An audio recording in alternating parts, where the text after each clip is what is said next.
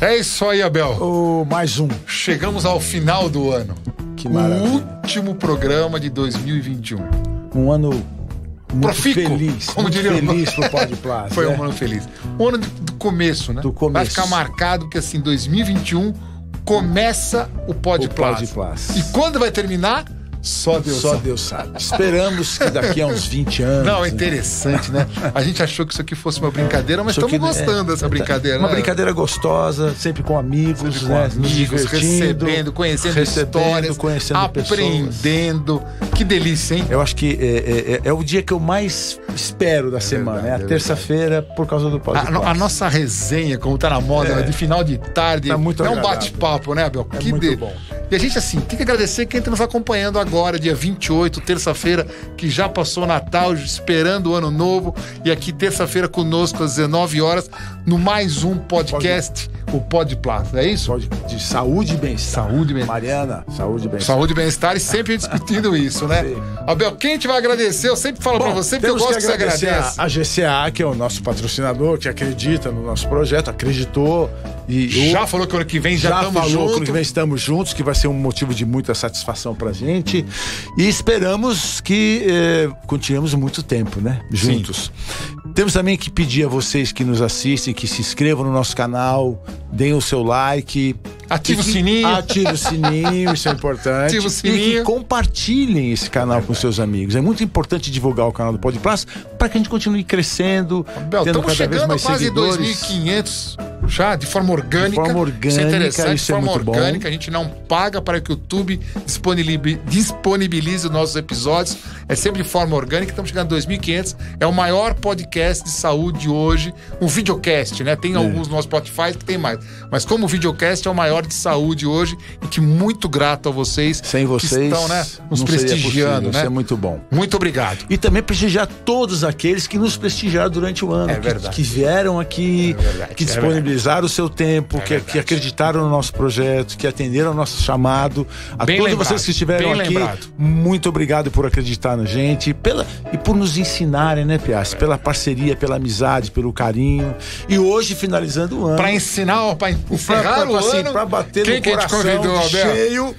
Dr. Romeu Fadu. Dr. Romeu Fadu. Romeu, é uma alegria ter você aqui conosco no nosso último episódio do ano. Eu conheço o Romeu há pouco tempo. Eu imagino. Eu não posso falar que é melhor não falar. Se você começar a contar quanto tempo, mas sempre foi um amigo já de longa data, e é uma alegria tê-lo conosco no nosso último episódio. E aí, Romeu, tudo bem? Primeiro, Piazzi, Abel, muito obrigado pelo convite, pessoal que está nos ouvindo, obrigado aos patrocinadores que deixam esse canal aberto aos cirurgiões plásticos, e mais importante, saber que hoje é o canal mais importante, maior canal da saúde, me alegra bastante sendo conduzido por vocês. Obrigado, Piazzi, obrigado, Abel, pelo convite. Prazer enorme estar aqui. É uma delícia. Viu? Muito prazer bom, enorme. O prazer é nosso. Né? Eu conheço o Romeu desde 1990, Guaraná com 93, 94. 93. Por aí, Romeu, faz 93, começamos. Quando eu saí do exército. O seu pai era médico, né, Romeu? Papai era médico lá no HC. Ginecologista obstetra, isso aí. Você faz medicina para fazer cirurgia plástica ou você fez medicina, claro, por gostar da medicina, e a cirurgia plástica apareceu no meio do caminho? Bom, vamos lá. É uma história bastante interessante. Quando eu me formei na medicina, meu pai me deu de presente. Sexto ano, eu fiz a Escola Paulista, sabe? Paulista, claro. Sexto ano, meu pai me deu de presente um cartão e tinha uma chave dentro. Falou assim: esse é o presente da sua independência financeira. Eu falei: maravilha, abri, tinha a chave. Era a chave do cofre de um banco, viu? E era sábado, a festa tinha sido lá no Pinheiros. Eu falei assim: vou pro banco segunda-feira, 9h15 da manhã, na porta do banco, querendo entrar. A hora que eu abro o cofre tá vazio, tinha uma carta do meu pai, dizendo assim: durante 6 anos que você exerceu como estudante de medicina, eu tentei te ensinar como você deveria fazer para não depender da medicina para viver. E você não aprendeu. De hoje em diante você vai aprender na marra. E eu fali pela primeira vez. Uhum. Aos 23 anos, eu fali. Por quê? Nós, quer dizer, a maior parte dos estudantes de medicina, naquela época, né, Piazzi? Sim. Viviam dependentes do pai. 100%, eu fiz escola, 100%. eu fiz escola pública, como você, a faculdade de medicina pública. Então a gente vinha do pai, então a gente tinha mesada, carro, morava num apartamento seu. E aí, desde aquele momento, meu pai tirou tudo de mim. Então, eu comecei minha vida financeira falido.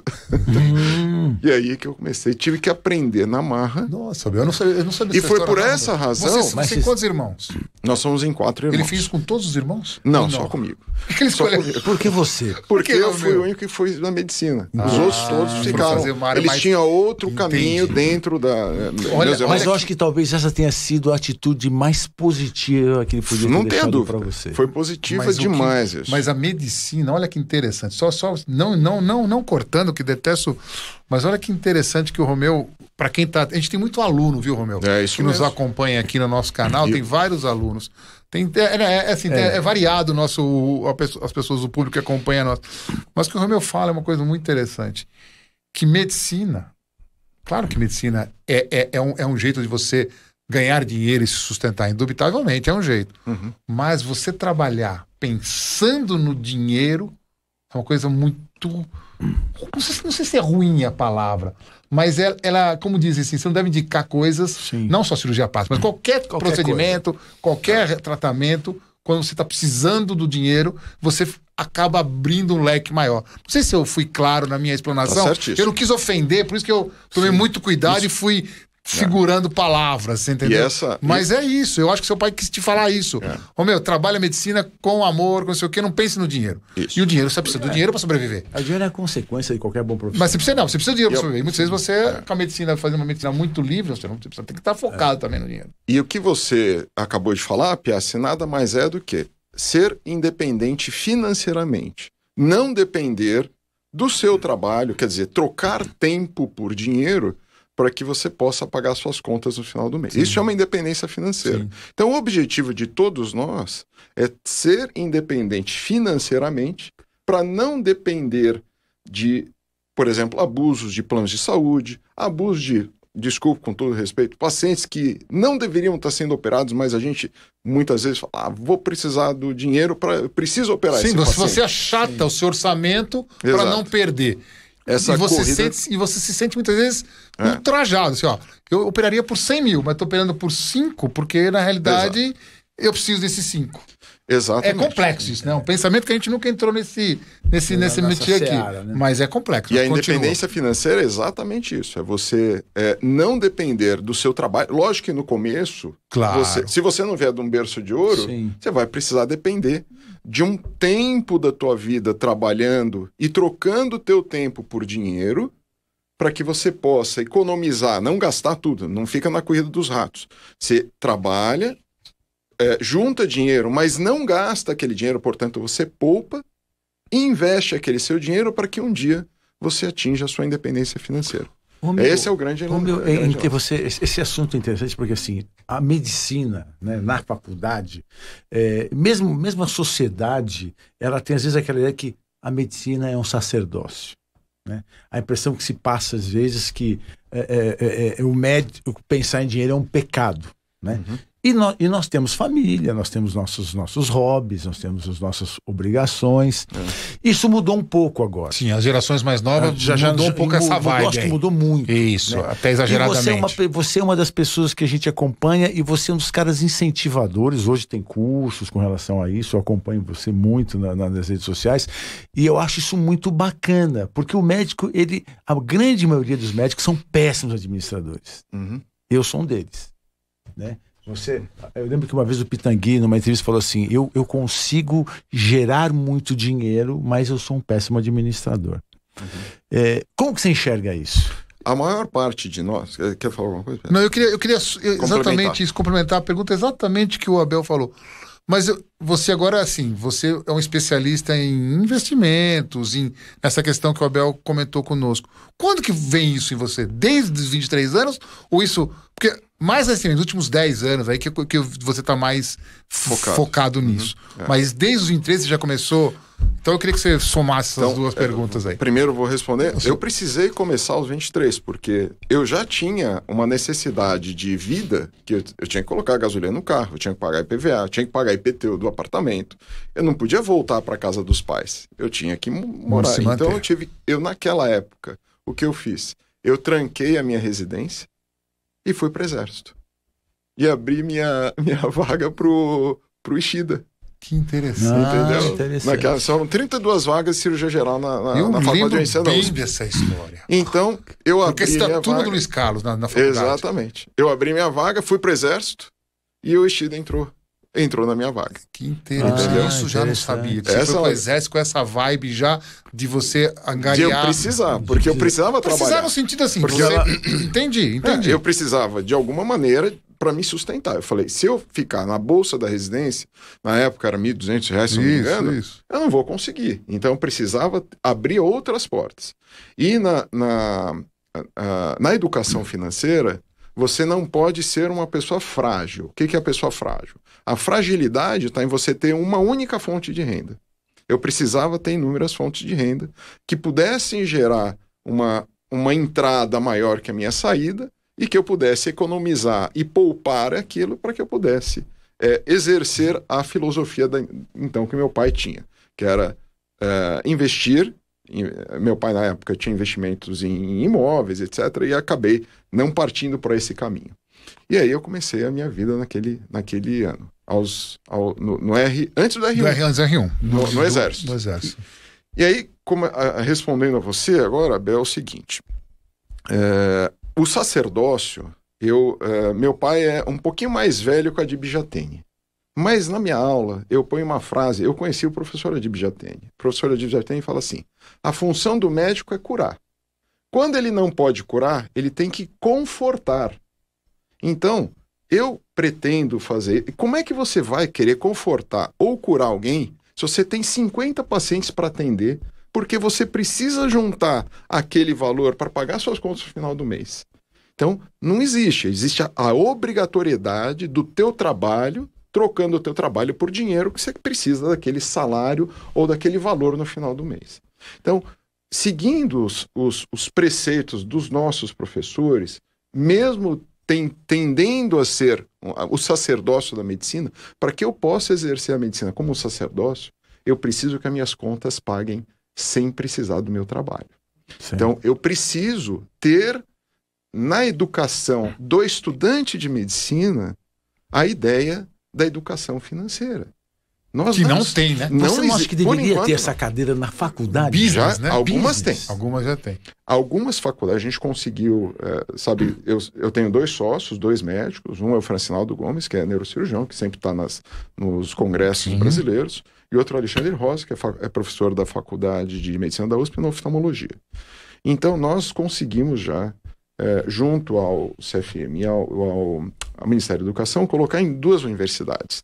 Universidade Federal do Pará e do Distrito Federal. Então, já estão... Como chama a cadeira, Romeu? Business, assim, negócio? Não, disciplina de finanças. Finanças pessoais. Tá. Então, dentro da disciplina de finanças pessoais, nós ensinamos finanças pessoais, finanças do consultório e produtividade. São as 3 cadeiras que estão dentro dessa disciplina. Normalmente, essa disciplina fica dentro do departamento ou de uma disciplina maior, que é a disciplina de gestão, que a maior parte das faculdades já tem. Mas não é interesse, não era interesse das faculdades fazer com que você tenha liberdade financeira. As faculdades e o Brasil, o nosso país, a maior parte das faculdades cria faculdades para torná-lo empregado de alguém. Sim. Aqui as faculdades de medicina... Que é o momento da cirurgia da medicina hoje em dia. Sim. Que o médico torne-se empregado. As faculdades de medicina foram criadas para que você pudesse criar empregados para as operadoras de saúde, para os hospitais, etc. O Romeu falou uma coisa que é impressionante isso. Eu te falei isso, eu comentei com você outro dia sobre isso, não sei se foi contigo, mas exatamente isso. Assim, o boom das escolas médicas no Brasil, aí, infelizmente, nos últimos 15 anos, foi para nutrir a saúde suplementar. Exato. E para baixar um pouco a bola dos médicos. Nós daram poucos e a gente tinha isso já está acontecendo. Não, está refletindo. Se a gente começa a observar, teve um gestor de um grande plano de saúde que ele foi, porque ele pensou em montar aquela operadora de saúde. Porque ele viu no médico uma mão de obra extremamente qualificada e de barata. E não era, né? E não era. Agora. Não era, né, Romeu? Não era. Hoje, para vocês terem uma ideia, há 20 anos atrás, nós estamos formados há 30 anos, quase, né? Mas há 20 anos atrás, nós tínhamos menos de 100 faculdades de medicina. Sim. Hoje nós temos 336 faculdades de medicina. Mais do que a Índia já. Mas nós formamos... Já, não? Nós vamos formar em 2024 40 mil médicos por ano. Sim. Em 2024 se formam 40 mil colegas todo ano. O Brasil hoje, nós temos menos faculdades que a Índia em número de faculdades, mas em número de vagas a gente ultrapassou. Você sabe, interessante, Romeu, tá falando uma coisa que eu acho fundamental e quem está nos assistindo e acompanha um pouco a área da saúde, a área médica, a gente basicamente o governo dá para nós 3 coisas que seriam fundamentais que eles nos oferecessem, que é saúde, segurança e educação. Uhum. E o nosso governo não dá nem saúde, nem segurança e nem educação. E a saúde, eles fizeram um acordo, tentaram terciarizar. Ser terciarizado. Porque hoje em dia todo mundo tem acesso à saúde suplementar. Qualquer nível de profissão, quase todo mundo tem acesso. Ou seja, as empresas pagam para todo mundo. E o calcanhar de Aquiles eram os médicos. Isso. Aí os médicos eram calcanhar de Aquiles. Aí o que é? Acordinho. Vamos fazer medicina. Distribuiu a medicina para todos os amigos. Os amigos formaram médicos, milhões de médicos, milhares de médicos. E aí tá essa draga. Médicos não todos bem formados, alguns mal formados, escolas que não. A tal do PBL, que invadiu, né? Problem Basic Learning. Né? Agora, então, Piazzi, como nós saímos disso? Então, esse é o nosso... Como saímos disso? Primeiro, a medicina... A população vai continuar precisando de médico. Sim. Então, nós vamos continuar precisando exercer a nossa profissão. Sim. A profissão, mesmo que seja mais barata, eu digo comparado, sempre você vai ter um concorrente ao seu lado. Então, procurar sempre trabalhar de forma eficiente, não aceitar o que... Eu vou voltar um pouquinho lá ao professor Habib Jatene, que é... Procure, ele era fazendeiro, o professor de Jatene, além de fazendeiro, era empresário. Por isso que ele estava na faculdade de medicina o tempo inteiro. E lembrando, toda vez que você não tomar conta do seu dinheiro, você vai trabalhar para um médico que toma conta do dinheiro dele. Então, procure tomar conta do seu dinheiro, porque senão você sempre vai ficar trabalhando para outro cara. Então, veja isso, dê um tempo na sua vida para que você saia do plantão, para que você saia do emprego, para que você saia daquilo e procure ter uma cabeça mais empresarial. Empresarial, eu digo, procure focar a educação financeira, Piazzi, Abel, ela não foi feita para o brasileiro. Nossos pais não tiveram, nossos avós não tiveram. Sim. Mas, olha que interessante, como é que funciona nos Estados Unidos? A criança de 5 aninhos, ela começa a educação financeira vendendo a limonada na porta de casa. Porque a vizinhança sabe que ela está tendo educação financeira, ela vai lá e compra por 2 ou 3 centavos um copinho de limonada. Aqui no Brasil você tem vergonha, né? É verdade. De vender meu filho vendendo limonada vai vender, né? Pelo amor de Deus. E lá depois o que acontece? Ela junta no cofrinho, ela entrega quando tá cheio o cofre pro pai, o pai ou a mãe ou seja lá o gestor, faz parte do banco, ele faz o papel do banco, ele quebra o cofrinho e fala assim, agora que você tem dinheiro, nós vamos comprar uma máquina de fazer limonada. E você vai conseguir vender o teu suco mais caro e vai ter um copinho melhor. A vizinhança sabe disso, porque isso faz parte da educação financeira. E assim começa. Você já viu algum americano, algum alemão aposentado? Não, eles não dependem de aposentadoria, eles não dependem do governo. O nosso país é tão viciado em depender do dinheiro dos outros, ou do dinheiro do governo, que fala, mal vejo a hora de me aposentar. Ou ser funcionário público, né? Que aposentadoria. Eu tenho assim, né? Ainda pensa em ser funcionário público, né? Tipo, eu vou aposentar. Não, funcionário do Banco do Brasil. Né? Isso aí. Era o must. Eu tenho alguns amigos, nós temos amigos em comuns, alguns, que na época que vieram magistrado, da magistratura, que vieram juízes, isso que esses caras estão felizes. Sim. É isso aí. Que na nossa época a gente não pensava jamais em fazer, né? Mas daí, pô, aí você fala assim, caramba, ó o funcionário público aí, ó não sei o que, e o Brasil pensa muito nisso ainda. Desculpa bater na mesa, tô fazendo batuque aqui, né, 01? Desculpa. Essa questão da educação financeira é importante. Nós passamos aos nossos filhos para que desde a base os estudantes, nossos filhos e os estudantes de medicina saibam que educação financeira, eles podem controlar a vida deles. Olha, eu vou fazer uma pergunta pro Abel agora. O Abel não, pro Romeu. Romeu, eu tenho uma filha que vai fazer medicina. Já entrou. Quer dizer, primeiro vestibular que ela fez, ela passou. Tá bom. Agora tem vários. Estamos torcendo que ela passe em outros. E aí você falou isso em relação a ensinar, não sei o quê. Aí se ela colocar no lápis o quanto que vai custar a faculdade de medicina os 6 anos, ela vai pensar em não fazer. Como é que você fala para uma família que vai investir um dinheiro importante numa faculdade de medicina para um futuro que você falou, se eu pegar esse dinheiro e investir não sei se foi claro. Talvez melhor do que com salário. O que você acha disso? Bom, primeiro, é assim, se ela realmente quer fazer medicina, ela vai precisar estar numa faculdade. Sim. Ela precisa, não tem outra maneira. Exatamente. O que eu, às vezes, mostro para os pais é o seguinte, não faça financiamento. Faça de tudo. O financiamento para pagar a tua faculdade. Sim, do governo lá. Não, o financiamento das faculdades privadas. As faculdades privadas, às vezes, oferecem. A própria faculdade oferece? Eu não sabia disso. Não. É isso que eu pensei. É uma delas. FIES, eu tinha esquecido. FIES é uma delas. Mas FIES é do governo. Não. É uma possibilidade. Estou falando, qualquer que seja o empréstimo que ele vai fazer... Para pagar a faculdade, não vale a pena. Ao longo dos 6 anos, ele estaria multiplicando num investimento dele vezes 8... Né? Se ele fizer um bom investimento, porém, ele está destruindo o patrimônio dele e, muitas vezes, fazendo dívida para o filho. Porque, às vezes, ele não consegue os 6 anos para pagar e ele faz uma dívida com o filho que está na faculdade, tendo que o filho dar plantão por um período X para poder pagar a faculdade que ele fez. Isso é realidade no Brasil. Viu? Isso é realidade, Romeu? Realidade. Tem algumas faculdades, inclusive no estado de São Paulo, bem pertinho aqui, que custam mais de R$ 8.500 por mês e que parte dos estudantes, quase 25%, é um estudo que a gente fez, não conseguem pagar a mensalidade. Os pais, durante a pandemia, perderam o emprego, etc. Sim. Não conseguiram pagar a mensalidade, fizeram um acordo para que essa dívida seja transferida para o pós-formatura, para que os filhos possam pagar essa...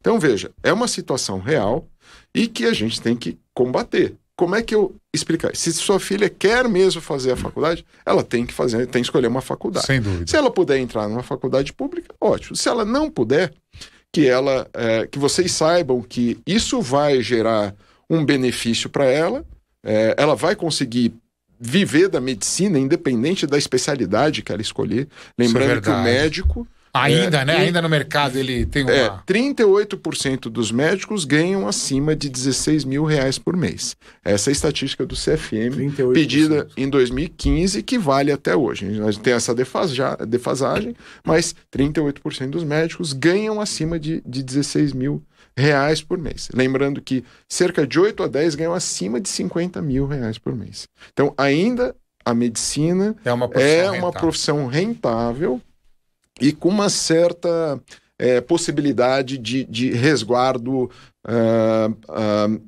tributário. O que eu quero dizer com isso? Você consegue proteger parte do seu patrimônio, por exemplo, usando livro-caixa, como pessoa física. Tudo que você usar na tua profissão, você joga no teu livro caixa, como pessoa física.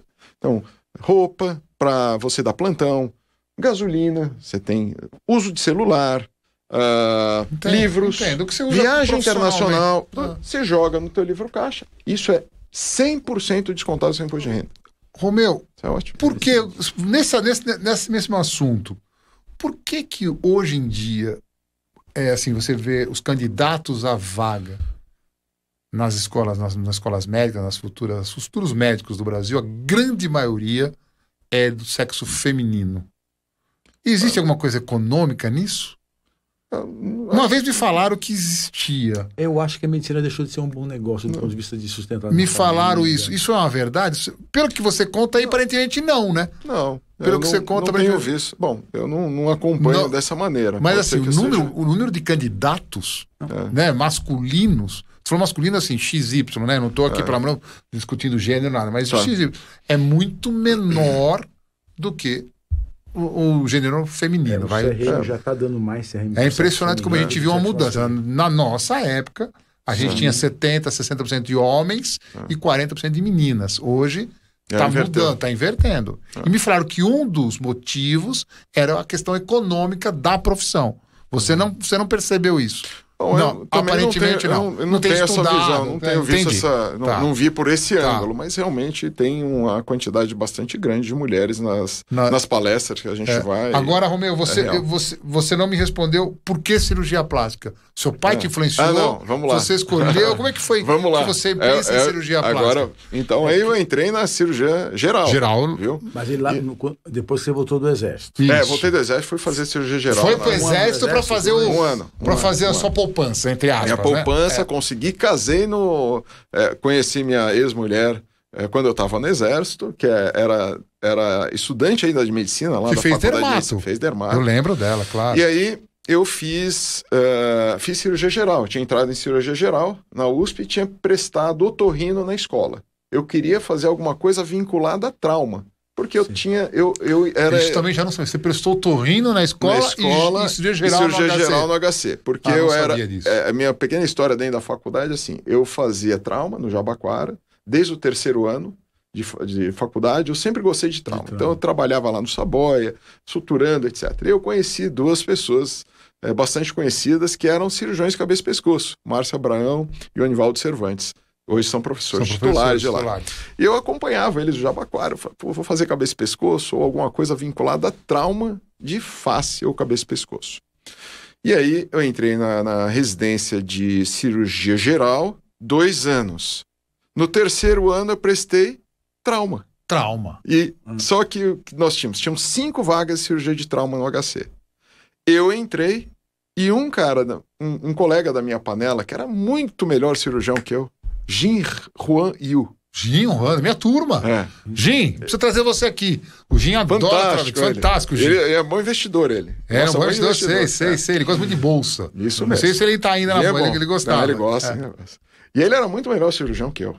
E ele falou assim, fiquei de fora. E ele tinha ficado de fora da cirurgia do trauma. Imagina, um cara que tinha currículo melhor, operava melhor, era assim, imensamente melhor que eu como cirurgião. Eu falei, vou abrir mão e vou migrar para outra especialidade. Eu vou fazer cirurgia plástica em algum lugar.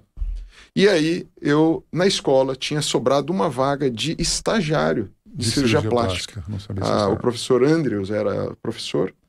E aí o doutor Ishida, que foi um dos precursores da sua carreira, Jorge Ishida, fez uma carta para a professora que na época era livre docente, a doutora Lídia, que hoje é titular de lá. E a atual presidente da sociedade. E aí ela aceitou a carta e falou assim, tá bom, você entra, mas tem que fazer a prova. Eu fiz uma prova e passei diante dos outros colegas, os cirurgiões que tinham prestado, e eu entrei nessa vaga. E aí eu fiz cirurgia plástica. E eu queria focar em trauma de cabeça e pescoço. E aí eu comecei voltado a trauma. Trauma de cabeça e pescoço. Essa história do Jin eu não sabia. Não sabia a história do Dr. Jorge em relação aqui.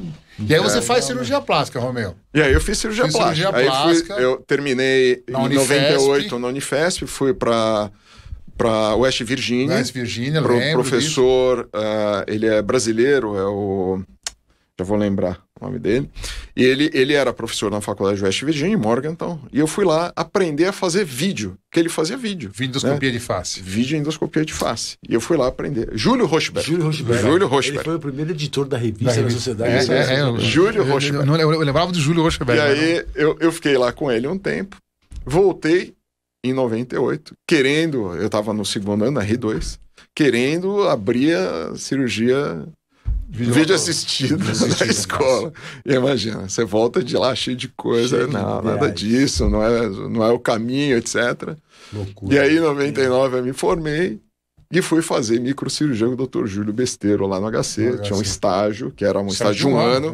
Com o Júlio Besteiro, e fiquei lá com ele. E adorei, falei, vou fazer micro, vou fazer reconstrução de cabeça e pescoço. Falei, não é meu negócio. Porque isso exigia de mim um tempo que eu não queria dedicar. Entendi. E aí eu voltei para o transporte e fui para Nova York e encontrar o Dr. David Schill, que era então professor assistente na Universidade de Nova York e que também fazia microcirurgia de mão, porém ele tinha um consultório maravilhoso lá na Park Avenue e eu comecei a acompanhar ele. Ele falou assim, olha, aqui você só pode ficar se você puder ser um Research Fellowship ou então fazer alguma coisa, um Observer, alguma coisa. Eu falei, vou fazer um Research Fellowship. E como a gente tinha, PA, se lembra? A gente tinha, pelo Sírio, nós tínhamos a dissecção de cadáver no SVO. No SVO de domingo. De domingo. Domingo à noite a gente ia dissecar cadáver. PA foi inúmeras vezes. Eu falei, eu vou usar uma coisa e associar outra. E na época, estava começando, já tinham tido dois transplantes de face, em 2005, os franceses, e os Estados Unidos não queriam ficar atrás. Então a Maria Semenal, depois o Dr. Eduardo Gomes começaram a querer fazer isso. Eu falei assim, vou entrar nesse negócio. E comecei a estudar e fazer algo relacionado à cabeça e pescoço. E assim foi. Você sabe que essa Maria Semenal, ela era chefe de laboratório de outro brasileiro, do Renato Salto. Renato Salto, foi presidente da... Renato Salto trabalhou muito tempo com microcirurgia. Sabia disso? Não sabia. E essa menina, que foi a primeira que fez transplante, era do laboratório dele. Ela, tipo, assistente dele. Renato Salto, isso, na época ele estava na Miami University, ele fazia interessante. E o transplante de face foi uma coisa que não foi pra frente, né? Tem vários motivos. Tem uma questão bioética. Sim. Tem vários motivos, realmente não foi. Os centros diminuíram. Tinha vários centros crescendo, no mundo diminuiu. Exatamente. O Brasil nunca fez nenhum, por exemplo. Exatamente. O Brasil nunca fez nenhum e tem capacidade para fazer. Mas sempre teve um dilema bioético em cima que foi horroroso. Um tema que a gente não pode perder é agora a sua... Não sei como eu posso falar, nova experiência, nova como chama? Empreitada. Empreitada. Medicina cannabis, o que é isso? Não, eu sei que é, mas da onde que aparece a medicina cannabis na vida do Romeu Fadu? Começou o seguinte, então, primeiro... Tava na Califórnia. Tava na Califórnia, eu vou pra Califórnia. Primeiro é importante saber o seguinte, não sou usuário. Eu sei, pelo amor de Deus. E não defendo marcha da maconha, nada que seja recreativo. Mas começou o seguinte, o nome correto é medicina canabinoide ou canabinoides em medicina. Tá? São os dois, é o nome correto. Porque assim como o ópio, nós usamos os opioides, nos cannabis nós temos os canabinoides. Então, em nenhum momento na medicina se usa ele de forma fumada como na recreação. Nenhum momento se defende isso no Brasil. Não se defende a forma fumada ou inalada.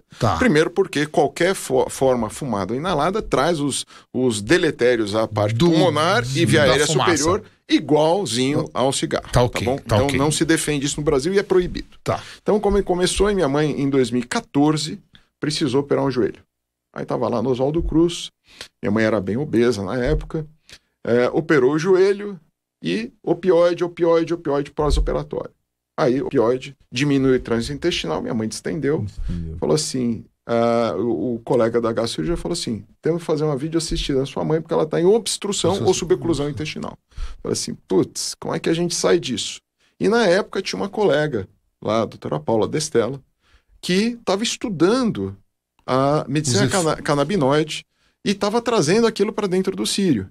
Eu falei assim, eu preciso conversar, eu preciso entender um pouco disso. Imagina, nós estávamos 20 anos atrasados. Porém, aquele ano, 2014, as mães das crianças com síndromes epiléticas graves, Dravet, etc., entraram na justiça obrigando a Anvisa a oficializar ou a trazer à tona a regra do uso de medicina canabinoide no Brasil, que foi obrigatória, a lei saiu em janeiro de 2015, então eu comecei a analisar isso daí e falei assim, isso é uma boa coisa, eu quero estudar isso daí. E aí comecei a estudar. Mas, Romeu, só voltando à sua mãe, ela chegou a usar e melhorou, não operou? Não precisou operar. Quer dizer, você viu o uso clínico ali? Já tinha inúmeros trabalhos clínicos substituindo os opioides pelos canabinoides como tratamento de dor crônica. Tá. Então, apesar da minha mãe ter uma dor aguda, eu quis usar. Então, imagina, eu fui de forma... Que é comprimido, Romeu? Não, é óleo. É um óleo. É um óleo. Óleo. Tá. Então, na época, existia uma tintura, um óleo, que era trazido de forma meio que regular, que vinha do Uruguai, e eu usei esse óleo. Falei, mãe, tem que tomar isso, etc. Nem sabia se tinha THC, não sabia nada. Então, eu usei na minha mãe se sentiu super bem, e foi ótimo para aquela situação. Eu comecei a estudar aquilo, e em 2016, eu fui para os Estados Unidos procurar entender e compreender os centros de medicina canabinoide. Já existiam vários centros, entre eles MD Anderson, John Hopkins já tinha o centro de medicina canabinoide, que era fantástico. Você tem não só medicina canabinoide, desde 2000 John Hopkins tem centro de medicina psicodélica para tratamento de depressão crônica ou de pacientes com câncer avançado, que tem ansiedade crônica, medo de morte, etc. Ele já tinha esse centro. E desde 1999 eles têm o centro de medicina canabinoide.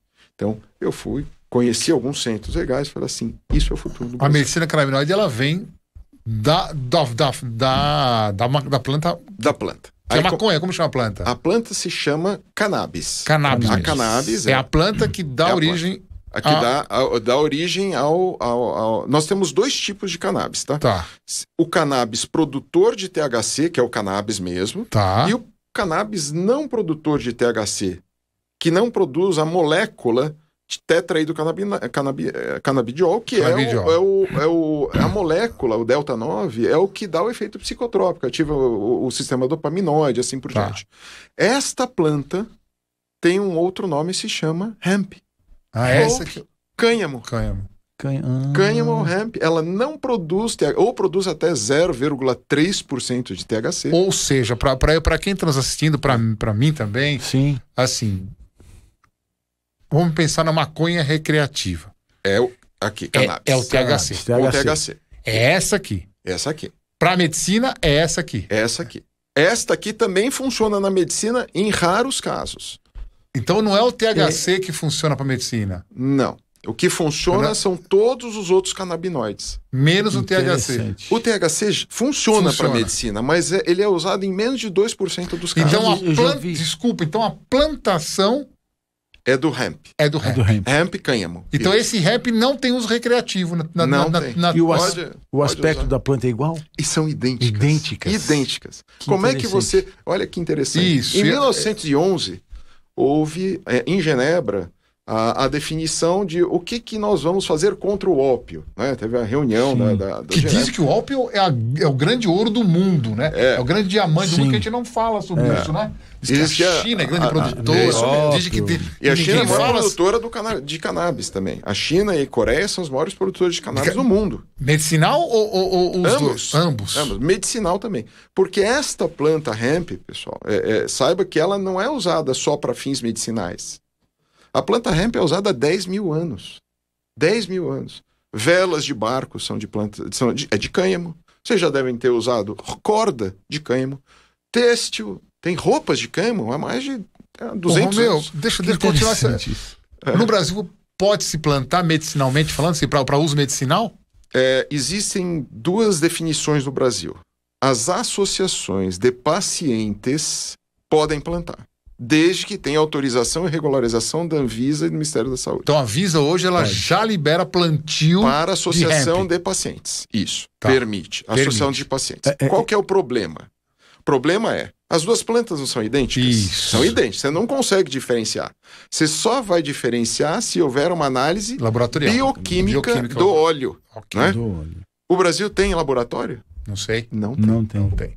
Eu imaginava que não, mas eu não sei. Então quer dizer... Laboratório não tem. Por isso que a Anvisa vive fechando as associações, porque são laboratórios normalmente de fundo de quintal, ou são laboratórios menores que produzem. Mas tem o nosso bioquímico aqui. Certo, tem o químico que faz o óleo, mas ele não tem a pureza da análise. A análise obriga você a ter análise de todos os canabinoides, não só do THC e do CBD. Ele tem que ter Mas qual que é a dificuldade? Tecnologia, dinheiro? Isso eu ia perguntar. Ou expertise? Não, além da tecnologia e dinheiro, porque um laboratório hoje custa uns $5 milhões. 5 milhões de dólares para fazer uma análise bioquímica de laboratório. Lembra? Análise cromatográfica, você tem que ter inúmeros detalhes da análise. Achei que fosse mais barato. E você não tem um componente. Você tem 140 componentes canabinoides. Não é só o CBD. CBN, CBG... E cada um tem uma indicação ou é a soma Cada de um tudo? tem a sua indicação, mas você pode fazer isoladamente o seu canabinoide, ou então você tem todos os canabinoides juntos, que é o chamado full spectrum. Óleo com todos os canabinoides juntos. Nada mais do que você pegar a flor da cannabis, do cânhamo, espremer, sai o óleo. Você tira a cera, que é o que envolve os tricomas, né? E esse óleo puro é chamado full spectrum. Quer dizer que tem estudo que fala assim, para epilepsia o melhor é canabidiol X, para dor é o Y, para não sei... Mas como você não tem essa capacidade de individualizar esses canabinoides, você faz um blend, full spectrum, e funciona para tudo, entre aspas. No Brasil, real. Mas nos Estados Unidos, no Canadá, que estão 20 anos à nossa frente, já existe isolado de cada um deles. E eles têm estudos duplos cegos, prospectivos, inúmeros estudos randomizados que fazem análise individual de cada canabinoide para a sua patologia. Uma vez assisti um filme, Abel, olha que interessante, assisti um filme recente, não lembro o nome do filme, mas ele produzia, isso acho que passa na Califórnia, não sei onde que passa, mas é ficção, pelo amor de Deus. Ele passa na Califórnia e ele tinha uma produção de hemp para uso medicinal, só que assim, o preço dela era muito barato, porque a venda medicinalmente não tem um alto custo quanto no paralelo. Isso. Então, o mesmo cara que plantava o hemp, plantava no cantinho THC, a cannabis mesmo. Cannabis tem um THC. E aí o que acontecia? Como era, entre aspas, um plantio oficializado, a porção que ele plantava ilicitamente era extremamente lucrativa. E a licitamente era pouco lucrativa. Mas a lícita maquiava a ilícita. Sim. E eu fico imaginando isso no Brasil. Que vai ter de ilicitude nisso. Porque, entre aspas, tá liberado. Plantio. Aí o cara vai lá, você tá com um crachá posso plantar hemp. Mas o cara não tem diferença visual. Não, uma loucura. Mas é por isso que a Anvisa vive fechando as associações. Então, quantas tem mais ou menos? Você sabe? Umas 5 ou 6 associações. São Paulo, Brasil. Não, Brasil. Tá. Tem uma famosa, duas famosas no Nordeste. Não cabe aqui falar o nome. Não, mas, pelo amor de Deus, nem é o intuito. O que é importante? Absolutamente toda cannabis é legalizada, seja ela com THC ou sem THC. O que a Anvisa determina? A Anvisa determina: a cannabis precisa ser importada. Ponto. Número 1. Número 2. A quantidade de CBD no óleo precisa ser maior que THC. Então, quer dizer, eu posso importar um óleo que tenha 51% de CBD e 49% de THC, que é enorme essa quantidade. Mas, normalmente, 98% dos óleos importados ao Brasil são full spectrum com até 0,3% de THC. Ou seja, são realmente medicinal. E com este óleo você trata 98% das patologias. Quando é que eu preciso usar THC? Em algumas situações. Em síndromes convulsivas intratáveis com os óleos dos canabinoides. Porque aqui nesse hemp, com 140 canabinoides, mais os flavonoides, mais os terpenos, eu consigo o efeito entourage, que é o efeito comitivo, que é tudo trabalhando junto. É exatamente isso que você falou. É uma sopa de legumes. Você não sabe qual receptor canabinoide vai ser mais estimulado com aquele canabinoide, então você põe a sopa de letrinha, a sopa de legumes toda junto, e aí você vai ter o estímulo de todos os receptores canabinoides para aquele determinada patologia. Porém, quando eu vou usar THC? Síndromes convulsivas intratáveis com full espectro. Às vezes você precisa de 1 ou 2 gotinhas ou cerca de 12,5 miligramas de THC. Em outra situação, dor crônica refratária oncológica. Os pacientes não podem sofrer. Sim. Então, nessa situação, o THC, o efeito psicotrópico, quando você ativa o sistema dopaminoide, você tira o paciente um pouco da realidade. Então, ele consegue ter uma boa viagem, eu digo viagem aqui no bom sentido, e com poucos efeitos colaterais, com pouco efeito de aumento de pressão, com pouco efeito daquela fome que acaba tendo no pós, é controlado. Isso porque tem um controle médico. Por isso que você precisa. É uma larica benigna. Controlada. E benigna, porque o cara no seu processo oncológico, ele perde, né? O cannabis tem um efeito fantástico como antiemético, né? Tem um efeito antiemético oncológico, né? O paciente oncológico tem muito... exatamente. Ele é um dos efeitos. Romeu, a gente na faculdade, não sei, sinceramente hoje eu não sei, mas tenho a sensação que continua igual. A gente tem contato com graduação, mas não faz tempo que eu não pergunto isso para os alunos. A gente habitualmente é alopático, né? Ou seja, o nosso jeito de tratar o paciente é alopatia total. Alguns vão para a homeopatia, e muito pouco. Eu acho que assim, da minha turma, se tiver 1%, não tem 1%, deve ser menos que 1%. O cannabis aí, canabinoide. Os canabinoides. O que ele é? Ele é alopático, ele é homeopático, ele é naturalista? Onde que ele entra?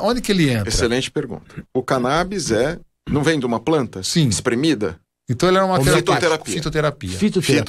Mas a homeopatia não é esse conceito de você... Não, homeopatia é outro conceito. Homeopatia é dividir. É dividir... Então, dividir em micro partículas. Então assim, então, ao invés de 1 grama de Novalgina, são 0,001, aí não... É quase psicossomático. Isso é fitoterapia. Fitoterapia. Aí, vamos lá. Essa é a pergunta. Só que, na fitoterapia, o que a Anvisa determinou? Eu sei o que é fitoterapia, eu sei o que é alopatia, tá?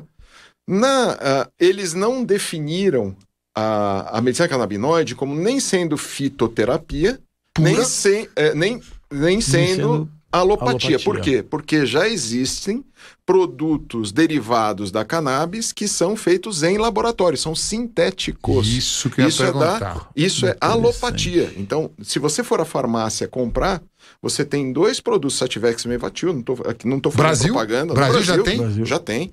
Você vai lá com uma receita azul ou amarela e você consegue comprar. Já tem isso. Já consegue comprar na farmácia, mas eles são sintéticos. Eles são produzidos por um laboratório. Entende? Quando você tem a fitoterapia, a Anvisa determinou: eu não quero que seja fitoterapia, porque existem um monte de regras. Eu quero que tenha. Vamos abrir um novo caminho, chama produtos derivados de cannabis. Então eu tenho alopatia, fitoterapia e os produtos derivados de cannabis. Entendeu? Então, quando você tem algo sintético, é alopatia, porque é feito por um laboratório, é pela indústria farmacêutica. E a minha pergunta é, esse produto alopático sintético, ele tem os mesmos efeitos de trabalhos publicados, uma coisa assim?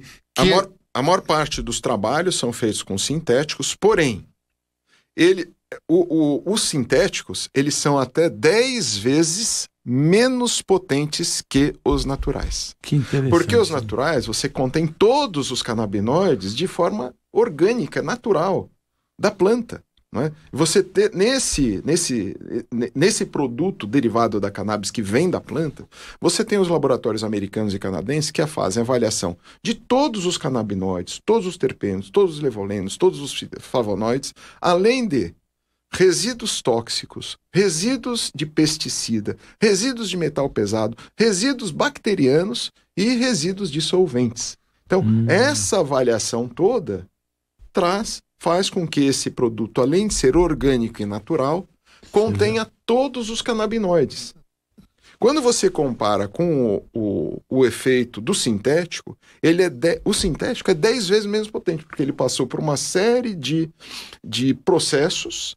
Esses processos tiram o poder do canabinoide para entrar e estimular os receptores CB1, CB2 do nosso sistema endocannabinoide. Né? Eu tenho sistema endocannabinoide. Nós temos um sistema endocannabinoide. Só é estimulado pelos canabinoides. É interessante, né?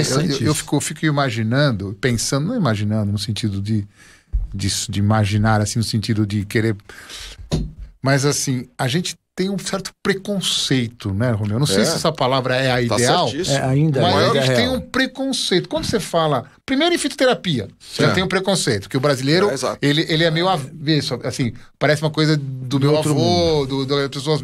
E aí a medicina fitoterápica no Brasil, você não vê médicos, entre aspas, fazendo fitoterapia. Não estou falando em canabinoides, não. Estou falando fitoterapia como um todo. Chá de boldo, ou sei lá, vamos fazer... Chá de rosa... Chá de não sei o quê. Quer dizer, a gente não tem... Como chama que teve uma época que estava na moda para feridas? Confrei. Puta, isso em 1990. E o látex. Saiu o látex. Então, assim, a gente tem um preconceito. É verdade. Então você associa esse preconceito ao fitoterapia. É o médico. E aí, isso que ia chegar. É o médico, é o maior Nós somos preconceituosos, não somos, Romeu? Somos, os médicos são os mais preconceituosos. Como é que você faz, ou está fazendo, que eu tô vendo que você está fazendo alguns eventos, fez um evento recente agora, grande. Medical Expo Cannabis Brasil. Então, isso não tem um preconceito? Eles não falam... Foi muito legal. Tipo, ele não olha pro meu e fala assim, isso aí é usuário recreativo. Isso foi muito legal, ter o Medical Expo, o MECA, o Medical Expo Cannabis Brasil, foi muito importante, porque foi o primeiro evento médico mesmo. Médico. Então nós tínhamos lá... primeiro, a comissão científica foi escolhida a dedo. O professor Riad Yunis, que é diretor do Centro de Oncologia do Oswaldo Cruz. Nós temos a professora Soraya Smiley, que foi reitora da Unifesp durante 12 anos. Nós temos o professor Paulo Cavalli, ortopedista, que é do núcleo de escoliose lá do Sírio-Libanês. Eu e o professor Elias Abdo Filho, que é o atual... Da nefrologia? Não, Elias Abdo é da Oncocenter e é atual responsável da oncologia da... O Elias Abdo. Elias Abdo. Mas há muitos anos ele é... Não, ele é filho dele? O Elias Abdo não é o Elias Davi, o Elias Abdo é o Elias... Não, oncologista clínico. Conheço muito ele. O filho dele é o Bruno. Bruno. Eu sabia que o filho dele era médico. Não, Bruno. Elias mesmo. Conheço o Elias. Conheço muito o Elias. É atual responsável pela Redditor. A oncologia da Redditor é toda na mão dele. Então, todo mundo junto, só que nós convidamos médicos e pesquisadores em medicina canabinoide.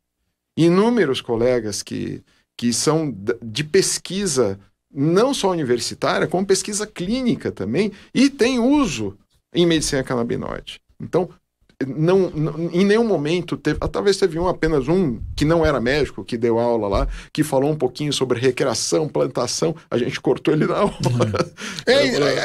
O momento é esse, né? Se vai ser que tem um momento é esse. Cortamos, mas todo mundo trouxe à tona algo de pesquisa em andamento, que está lá no Clinical Trials, ou então algo em andamento que está dentro da plataforma brasileira. Hoje, por exemplo, agora, dezembro de 2021, eu quero usar uma paciente minha, eu vi, como é que eu faço para ter acesso ao óleo de canabinoide? Muito fácil. Qualquer médico no Brasil pode prescrever.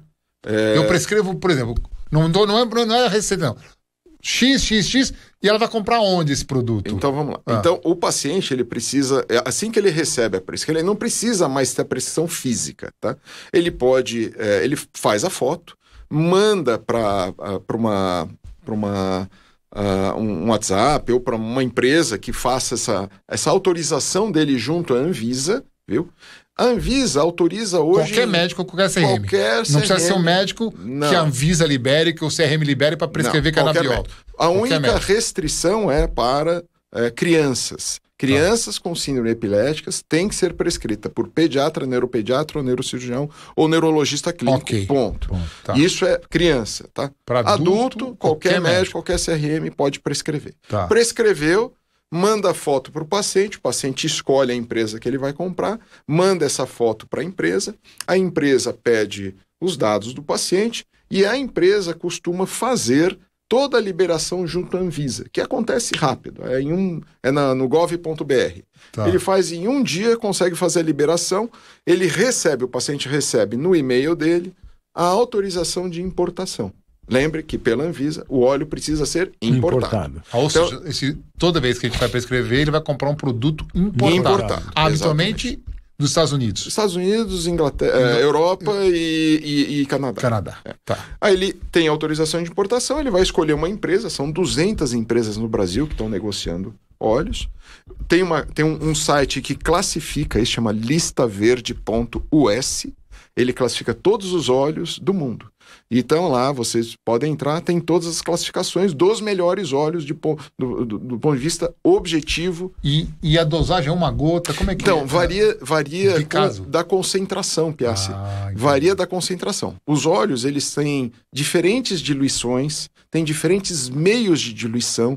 Habitualmente, os melhores óleos são aqueles óleos que são diluídos em óleo de semente de cânhamo. Então, quando você espreme a flor, ela sai muito densa. Então, você tem que diluir um pouquinho óleo de semente de cânhamo, que tem um pouquinho de CBD. E você pinga na língua, por exemplo? Embaixo da língua. Ele tem duas maneiras de ser ingerido. Ou por cápsulas, via oral, então ele passa pelo fígado e sistema porta, ou então sublingual, veia cava. Qual é a absorção melhor? Sublingual. Absorve até 60% do óleo sublingual. Se você engolir a cápsula, você acaba tendo uma digestão dessa cápsula e o canabinoide não é tão eficiente. A absorção do canabinoide acaba sendo perto de 30%. Nós estamos aqui no ambiente, a gente sempre brinca que é uma resenha, bate-papo, quando estiver tomando... Então, eu tô aqui hoje aprendendo muito, cara. Eu vou te perguntar coisas completamente livres. Eu não tenho nada. Tá bom. Eu não tenho dor, graças a Deus. Se eu pegar... e pingar 3 gotas embaixo da minha língua sublingual, eu vou ter alguma sensação? Não. Não vou sentir nada. Nada. Eu não vou ter nenhum... Não dá brisa. Não vou ter brisa. Nada. Eu não vou ter nada. Não, porque não dá o efeito psicotrópico. Não tem THC. Tem até 0,3% de THC. Mas não tem. Para ativar o sistema dopaminoide, precisa ter acima de 1% de THC. Tá. Não tem. Então, como é que a gente faz? Quais são as 4 principais indicações? Sono. Para dormir. Ele não induz o sono, mas ele faz com que seu sono seja mais aquele sono de bebê. Sabe aquele sono mais gostoso que existe? Então, às vezes, você associa a melatonina, ao CBD, você tem aquele sono mais tranquilo e o melhor, não tem pesadelo. O CBD tira os pesadelos, viu? Ansiedade. Nós somos o país mais ansioso do mundo. Você diminui a ansiedade, fala em público. Muitas vezes você tem cirurgião que treme. Tá? O CBD, os canabinoides, tira o tremor periférico e melhora a ansiedade, viu? Dor crônica tem sido bastante eficiente em dor crônica. Tanto que a USADA e a UADA, que são as agências antidoping americanas e mundiais, né? Permitem o uso dos canabinoides por atletas em substituição aos opioides. E quais são as grandes associações americanas de esporte? Associação Americana de Tênis, Associação Americana de Golfe, Associação Americana do MMA já permite. E eles estão o NBA. Não faz basquete. Parte de se pegar isso no exame antidoping, não é mais. A Olimpíada pode usar. Ô, Romeu, agora, continuando essas perguntas leigas, né? A gente discute isso com pessoas que foram usuários de maconha, falando maconha THC, maconha no sentido maconha recreativo, fumada, que as pessoas vão aumentando a dose, vão querendo... aí a gente vê que as pessoas querem cada vez usar mais. Isso. O canabinoide, ele também dá essa entre aspas... como chama? Eu esqueci a palavra. Como tem um opioide, que tem cada vez mais dose, você se vicia logo. A palavra não é viciar, tem um nome científico. Dependência química. Não. O canabinoide dá alguma dependência química? Se tiver THC, dá dependência química e psicológica. Mas nós não estamos lidando com isso. Nós estamos falando do hemp e do cânhamo. Não dá nenhum efeito. Nenhum efeito. Eu posso suspender, eu não preciso fazer desmame, eu posso suspender, ele não vai dar uma síndrome de abstinência, nada disso. Nada disso. Pode tomar uma caneca dessa daqui, o que vai acontecer é você dormir pra caramba. E assim, você não tem dose de desmame, isso é importante. O melhor disso é, você parou, você não depende dele pra voltar. E aí, se você voltar a ter dor ou voltar a ter insônia, você volta na mesma dose que você terminou. Você acabou de parar. Isso pode ser de uso contínuo também. Uso contínuo. Então, veja, o canabinoide ele tem um limite. Qual que é o limite? Quando você tiver todos os seus receptores canabinoides preenchidos. Entendi. Aí esse é o limite. Então, a partir desse momento, eu vou precisar de uma associação de uma medicação de farmácia, de uma alopatia, para poder associar. Então, por exemplo, doutor, eu estou com muita dor crônica, oncológica. Olha, você já teve todos os tratamentos analgésicos possíveis. Eu introduzi o canabinoide, melhorou a dor. Eu cheguei na dose máxima, que a dose máxima não é uma dose que a dose máxima a gente estabelece onde ele não tem efeito colateral, por exemplo, o paciente não dorme 15 horas. Ou, às vezes, ele tem um efeito colateral de ter um pouquinho de diarreia. Você toma diminui a dosagem, ou toma algum probiótico que melhora isso. Mas ele não vai ter hipertensão, ele não vai ter dor, não vai ter alteração. E a única interação medicamentosa mais importante é com varfarina. Então, quando você está tomando anticoagulante varfarina, por exemplo, você tem ele potencializa o canabinoide, a gente diminui o canabinoide quando o paciente está em uso de varfarina. Então, nessa situação, o resto, eles ficam tão satisfeitos, mas veja, eu nunca falei em monoterapia. A canabinoide não é monoterapia em nenhuma situação, apenas na situação da síndromes convulsivas infantis, ela pode ser monoterapia. Todas as outras, ela é uma terapia adjuvante, onde você consegue tirar até 80% dos medicamentos de farmácia. Hoje no Brasil, quantos pacientes estão em tratamento com canabinoides? Boa pergunta. Hoje nós temos 545 mil médicos no Brasil. Apenas 2.600 prescritores. Em média, nós temos, no total, cerca de 18 mil pacientes no Brasil usando canabinoide. Isso, agora, do ponto de vista de mercado, o mercado é gigantesco. O Brasil talvez seja o maior mercado do mundo hoje como potencial. Tá? As empresas encaram como sendo um provável mercado bilionário para 2024. Né? Hoje, as maiores empresas do Brasil faturam perto de 40 milhões de dólares por ano. Importando só. Só comprando e vendendo. Só comprando e vendendo. Qual é a probabilidade do Brasil começar a ter um laboratório como esse que possa produzir? O laboratório não é difícil. Aqui? O laboratório não é custo. Difícil. O problema é você vai ter o laboratório para quê se você não tem implantação? Você precisa ter uma associação, né? As associações podem implantar, desde que elas tenham, no mínimo, um laboratório que permita separar o que é CBD, o que é o THC, que é o mais básico, é separar dois produtos. Mas, Jorge, são 140.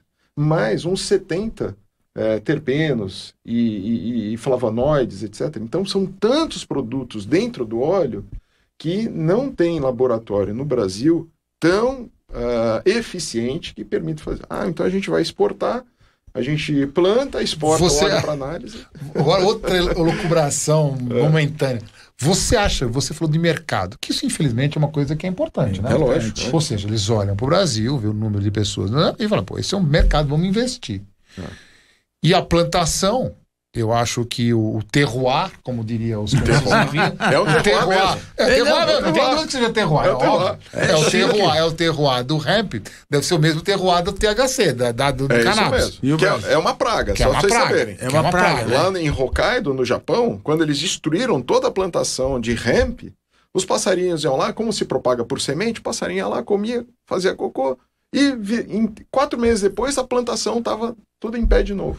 Você acha que isso pode ser um mercado para as pessoas que plantam hoje para uso recreativo passar para medicinal, de tanto uso que vai ter? Dá muito fácil? Eu acho que é importante separar o que é recreativo, porque a recreação tem outros interesses no Brasil. Nós temos, lembrando que o Brasil hoje é o segundo país mais consumidor de maconha ilegal. É o segundo maior do mundo. Depois não sabia. Segundo, depois os Estados Unidos é o primeiro e o Brasil é o segundo. Maconha, não sabia. É um país que, além de produzir, importa ilegalmente, lógico.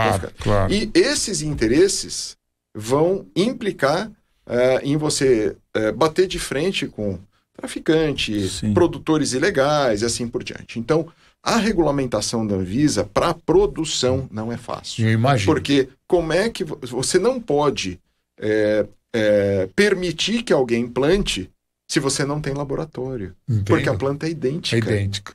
E existem hoje talvez 3.000, 5.000 espécies, porque já não é mais sativa, índica e ruderalis. E todas se misturaram e viraram centenas de milhares, talvez, de espécies disso daí. Então, você, para plantar, precisa estar muito bem regulado. Tá? Lá no começo, eu sou investidor do mercado de maconha desde 2015, viu? Eu entrei no mercado americano e invisto no mercado americano em fundos de cannabis desde 2015. Então isso foi um crescimento ótimo, depois eles caíram, depois subiu de novo, o ano passado caiu de novo. Então, para vocês terem uma ideia, Canadá plantou tanto que despencou tudo. Não, para eles não despencarem o preço do mercado, sabe o que eles fizeram? Botaram fogo em tudo. Eles queimaram plantação, assim, toneladas de plantação. E essa brisa, hein, professor? Pois é.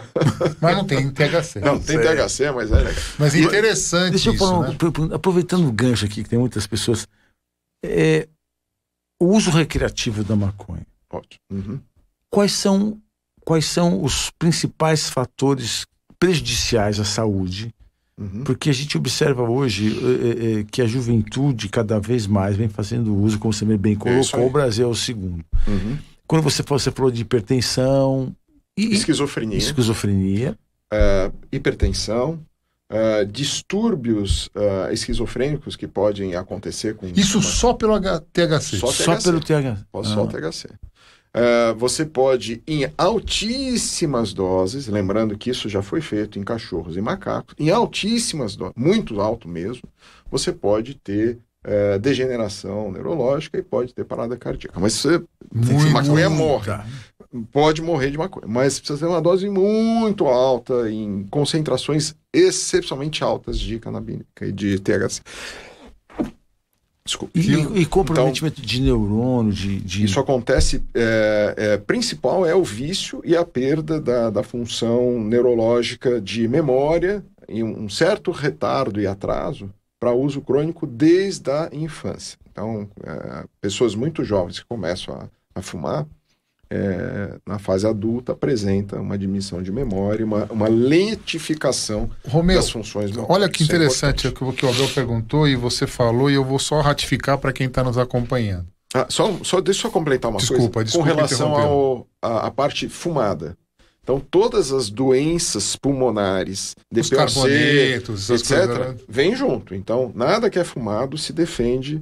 Não estamos aqui julgando ninguém. Sim, não, pelo amor de Deus. Nós estamos falando que as doenças possíveis que podem acontecer, qualquer coisa fumada, seja ópio, seja cannabis, seja... Mas você fuma charuto, que eu sei. Mas eu não trago. Meu Deus, deixa eu falar uma coisa. As duas plantações são iguais, são idênticas. O cultivo é fácil das duas? Extremamente fácil. Tanto do hemp quanto da cannabis. Super fácil. Super fácil. Então, por exemplo, se eu tiver uma plantação e eu não tiver laboratório, eu posso estar achando que é hemp e não é hemp. Exatamente. Ou seja, se eu não tiver laboratório, eu não tenho como saber. Não tem como saber. Eu posso produzir um óleo cheio de THC sem saber que é. Sem querer que fosse. Que é o que acontece hoje em algumas associações. Então, é isso que eu fico pensando. Esse óleo tem o mesmo efeito? Então... Mas a questão não é essa, não é questão do mesmo efeito. A questão é que eu posso estar intoxicando com THC ou seja, vai ter esquizofrenia, vai ter hipertensão. Quer dizer, como é que eu posso ter a segurança que o óleo que eu estou tomando é 0 THC? Ou 0,3. Ou 0,3, claro. Isso vem discriminado na bula, na caixinha? Hoje é obrigatório. Ao importar, você tem na caixa e no label do frasco um QR Code. Você põe a sua câmera lá, ele apresenta toda a análise bioquímica daquele frasco. E é confiabilíssimo. Confiabilíssimo porque ele tem tripla avaliação. Avaliação do laboratório interno, avaliação no laboratório externo à fábrica e um terceiro laboratório que certifica os dois outros. Tem algum cuidado com armazenamento em relação a isso? Só tem que evitar a luz. Eles vêm no frasco âmbar ou azul escuro, você não pode deixar exposto à luz, porque ele é instável à luz. E o gosto é o mesmo. Se tiver THC e não tiver THC, é o mesmo. É o mesmo, Piazza, muda nada. Muda nada. E se eu pegar um óleo, para terminar essa questão do cannabis, se eu pegar um óleo, que você falou que provavelmente no Brasil, alguma vez, não sei quando, não interessa quem, produziu um óleo que tinha bastante THC. Se eu usá-lo, eu vou ter a sensação diferente Lógico. Você vai ter o barato, efeito, vai ter a brisa do coisa. Pode ver coisas. Então, lembrando que no Brasil não é proibido importar óleo com THC. Não é proibido? Não é proibido. Para que uso? Para essas patologias específicas. Doença, lembra? Entendi. A Anvisa, epilepsia em crianças. E dor crônica oncológica refratária. Você tem Parkinson. O Parkinson, às vezes, o tremor periférico precisa de um pouco de THC. Entendi. Então, o que acontece? A Anvisa determina. O óleo precisa ter uma concentração maior de CBD do que THC. Então, eu posso trazer um óleo de 51% de CBD e 49% de THC. Já existe isso no Brasil. Já existe isso no Brasil. E posso, inclusive... E isso vai da prescrição do médico. O médico tem que prescrever. O médico ou o dentista, na verdade. Ou seja, o 51, 49, o cara pode estar trazendo para uso recreativo se for uma coisa ilícita. O médico tem que prescrever. E você, na hora da prescrição, você discrimina quantos % você quer? Exatamente. Hoje, o que é importante? Existe uma coisa que chama oráculo, né? A gente faz o oráculo porque, como existem diferentes concentrações, quando eu falo para eles é o seguinte: quando a gente espreme a laranja, tem lá o suco da laranja pura. Mas se você colocar água ou se você colocar açúcar, muda, mas o gosto é parecido. Então, as concentrações são diferentes, os óleos são diferentes, os diluidores são diferentes. Então, hoje é obrigatório você ter um oráculo, que nada mais é do que uma tabelinha de Excel. Você coloca o nome da marca que você está tomando, qual a concentração, que é a concentração obrigatória que vem no frasco, são 900 miligramas em 10 ml, então são 90 miligramas por ml. Então você põe a minha e vai lá, quanto tem um ml? Não são 20 gotas? Então você tem quantos miligramas tem cada gota. Se eu tenho 900 miligramas em 10 ml, eu tenho 90 miligramas por ml, eu divido 90 por 20, eu vou ter 4,5 miligramas por gota. Isso é obrigatório quando hoje você está no mercado brasileiro. Então, na caixinha dos produtos que são importados e hoje que podem vender em farmácia, vai ter que ter isso. Então, você vai saber, eu tomei 2 gotinhas do Alendial. Então, eu vou saber que eu estou tomando 9 miligramas daquele óleo. Mas vou trocar de marca. Bom, você vai trocar, mas saiba que se você tomar 4 gotas, não vão ser 9 miligramas. Talvez seja menos. Então isso é importante, porque cada marca tem a sua concentração. Interessante. Romeu, nós já estamos 1h10. Cara, mas eu estou aprendendo tanto hoje aqui, que eu estou aqui... Romeu, eu preciso te perguntar uma coisa. Existe algum uso, algum creme para rejuvenescimento de cannabis? Boa. Já existe liberação dos balmes. O Piazza lembra, você não lembra, mas eu era completamente calvo. Eu fiz um tratamento, faço ainda tratamento com vários produtos, entre eles um creme de cabelo de cannabis, viu? Tá. Esse creme é um experimento de uma determinada empresa e eu faço isso. Então já existe gummies, que são as balinhas de goma, já existe chocolate com cannabis medicinal e cannabis com THC, já existe cremes para dor, principalmente para atletas, com a determinação da Anvisa deve estabelecer qual a concentração máxima de CBD para os cremes analgésicos e para doenças cutâneas. Existe um trabalho muito interessante no MD tipo psoríase, essas coisas assim. Psoríase, que é no John Hopkins, de dermatologistas para psoríase, para eczemas, que funciona muito bem. Então, eles demonstram isso. Isso é um trabalho prospectivo, randomizado, duplo cego, muito interessante, que vale a pena ler. Que interessante. Clinical Trial. Então, existe sim, você tem toda a razão. Dermatite de barba, dermatite seborreica, inúmeros possibilidades que eles têm em diferentes concentrações. bem legal. Romelzinho? Eu tô aqui vendo o Romeu falar, e assim, eu sigo o Romeu nas redes sociais, ele é bem... Eu sei que ele fuma charuto, que de vez em quando eu vejo ele fumar charuto. Eu gosto. Também gosto. Bom, então você está convidado lá para o meu clube. Precisamos fumar um dia juntos. Mas o que eu fiquei mais impressionado é que, assim... É que eu não sei, assim... O quanto eu tenho que estudar desse assunto, porque eu não tenho dúvida que isso vai invadir a nossa especialidade. Eu acho. Na realidade, a gente nunca pode deixar de ver, né? Não tem como. Quando começa uma onda, a gente tem que olhar, né? A gente tem que olhar com atenção. Olhar para ver se é bom ou ruim, aparentemente muito bom. Tem que olhar. Onde você acha que a cannabis pode se encaixar na cirurgia plástica? Então já tem um em andamento. Tem um protocolo em andamento para cirurgia mamária, para prótese de mama, em cirurgia redutora de mama, mamoplastia. O paciente começa a tomar 7 dias antes do procedimento, porque demora esse tempo para que ele possa preencher todos os receptores canabinoides e estimular o sistema endocannabinoide. Demora em média 7 dias com óleo full espectro de boa qualidade. No 7º dia em diante, ele começa a tomar no pós-operatório, o paciente começa a tomar uma dose subplena. Que nossa ideia é comparar essas pacientes com um grupo controle e uso de opioide. Analgesia. Analgesia. Romeu, cara, obrigado. Muito obrigado. Nós estamos, né, Abel, despedindo de 2021 com chave de ouro. Com chave de ouro, Romeu. O Romeu realmente hoje... Eu queria agradecer, Romeu, mais uma vez, o seu aceito. Muito obrigado. Queria agradecer você que em 2021 esteve conosco. Daqui 3 dias, ano novo. Mas olha, eu tava pensando aqui, o Romeu precisa voltar um dia para ensinar a gente a investir. Com prazer. É verdade. Preciso. Mas queria agradecer de novo vocês, então, por ter mais em nós 2021. Que 2022 nós possamos estar juntos, que seja para vocês o ano cheio de realizações, energia, coisa boa, paz.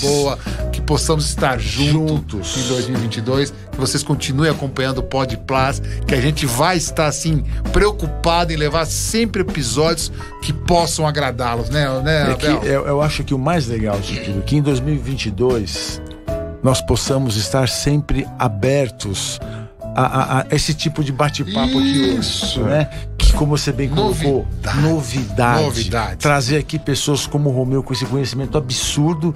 Eu tô terminando 2021 já pensando o que vai acontecer em 2022. Como é que vai ser, entendeu? Então, assim, que a gente possa, que essas ideias, né, que você colocou, que vocês coloquem lá no nosso Instagram. No Instagram, no @podplus. Quem vocês gostariam que voltasse aqui, quem vocês gostariam que nós trouxéssemos aqui.